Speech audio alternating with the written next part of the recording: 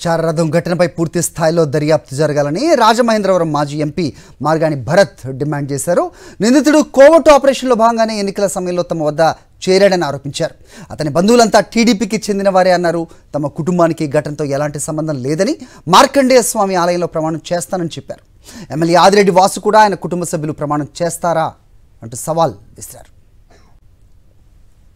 ఇలాగ బీజేపీ పార్టీతో ఉన్నాడనేది అంటే అతను బీజేపీ పార్టీ అని నేను చెప్పట్లే, అతను మద్దతుదారుడి కింద ఇది పెట్టుకున్నది కూడా ఏప్రిల్ 22వ తారీఖున పెట్టుకున్నాడంట.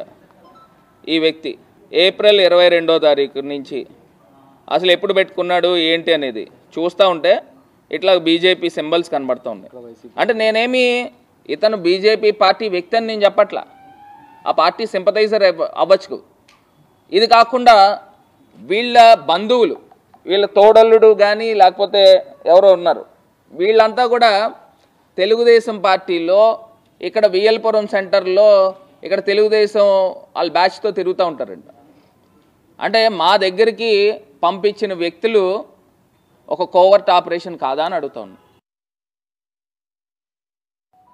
నేను కానీ నా కుటుంబ సభ్యులు ప్రమేయం కానీ ఆ వెహికల్ తగలబెట్టిన దాంట్లో ఉంటే నేను నేరుగా మార్కండేయ స్వామి గుడి దగ్గరికి వచ్చి ప్రమాణం చేయడానికి నేను సిద్ధంగా ఉన్నాను.